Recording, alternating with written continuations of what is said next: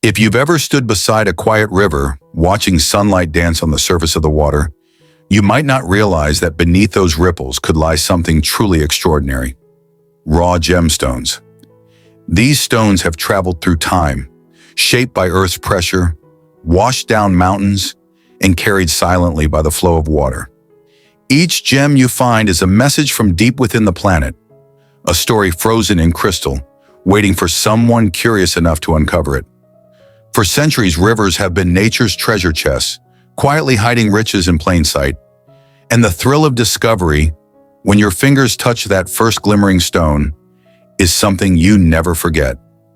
Welcome to GemVerse, where today we're uncovering the hidden art of gemstone hunting in rivers and streams.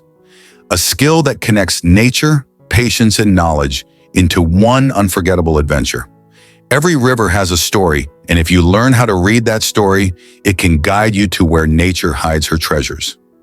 Gemstones often begin deep underground, inside veins of rock or pockets of minerals that form under heat and pressure. Over millions of years, rain, erosion, and tectonic movements break those rocks apart.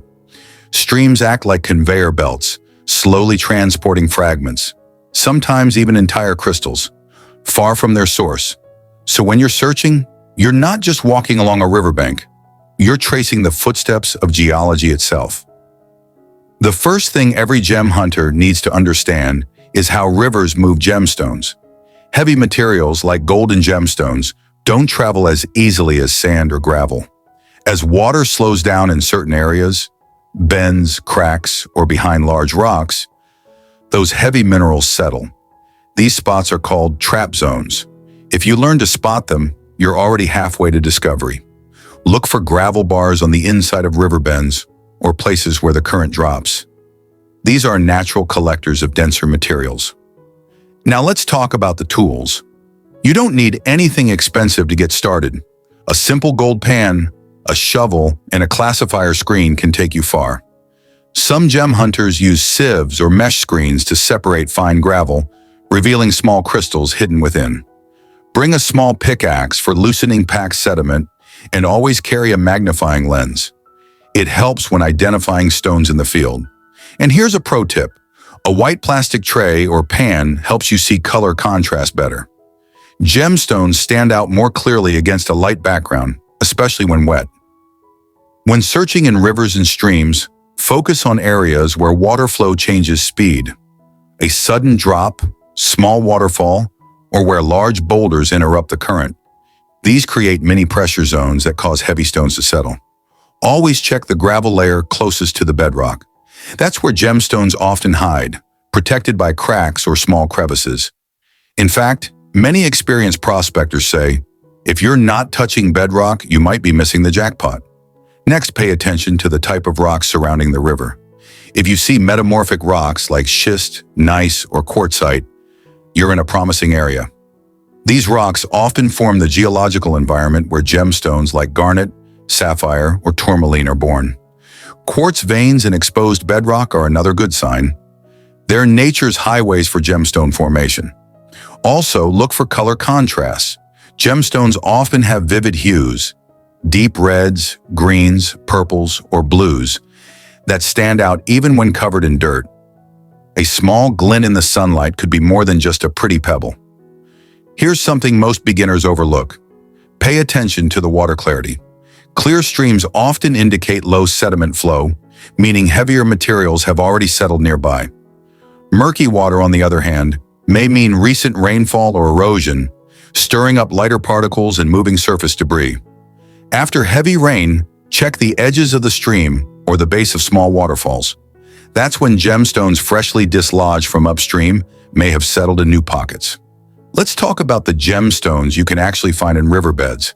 Depending on your region, you might encounter quartz, garnet, agate, jasper, topaz, tourmaline, sapphire, or even small diamonds. Quartz is the most common. Look for transparent or milky pieces with hexagonal shapes. Garnets are usually deep red or brown and have a distinctive glassy luster. Sapphires may appear dull at first, but reveal their brilliance once cleaned and cut. Always remember, raw gemstones rarely look like jewelry.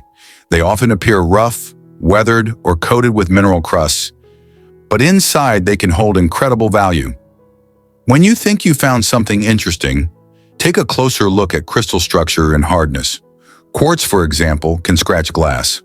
Garnet has a similar density but different crystal angles. Carry a small hardness kit or simply use the Mohs scale test. It's an easy way to separate valuable gems from ordinary rocks. And here's an EGS tip. Always wash your finds in clear water before judging. Dirt and algae can hide both clarity and color. A simple rinse can turn an ordinary stone into a dazzling surprise. Safety is just as important as discovery. When gemstone hunting in rivers, wear waterproof boots with strong grip. Watch your step on slippery rocks and never search alone in deep or fast-moving water. Avoid disturbing wildlife habitats or protected zones. Nature provides these treasures.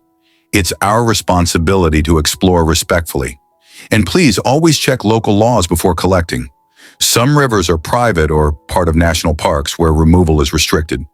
Responsible gem hunting keeps the environment and hobby thriving for everyone. Now let's talk about cleaning and preserving your finds.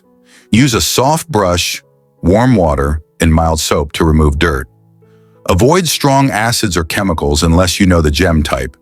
Some stones, like calcite, can dissolve or lose luster easily.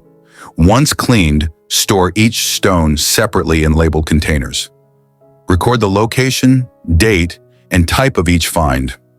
It's not only valuable for collectors, but also for geological learning. Every time you step into a river, remember, you're standing in the middle of a natural treasure map. The water whispers clues, the rocks tell stories, and the earth hides gifts millions of years old. Gem hunting isn't just about luck. It's about learning to see what others overlook. So next time you're near a stream, look closer at the gravel, listen to the flow, and trust your instincts. That sparkle beneath the current might not just be a stone, it could be a piece of Earth's hidden legacy. Every gem you find holds the memory of mountains that once towered above, rivers that carved their paths through time, and forces that shaped our planet. Finding one isn't just discovery, it's connection. Connection to the Earth, to history, and to the endless wonder of creation. And the best part? These treasures are waiting, not in faraway mines, but right beneath your feet. If you love discovering the mysteries beneath your feet, don't forget to subscribe to GemVerse, where we bring you the science, secrets, and surprises of the gemstone world every week. Thanks for watching, and remember, the next time you pick up a simple rock from a river, you might just be holding a fragment of deep Earth history or the beginning of your next great discovery. Stay curious, stay observant, and never stop exploring, because the Earth is always speaking and the patient listener always finds treasure.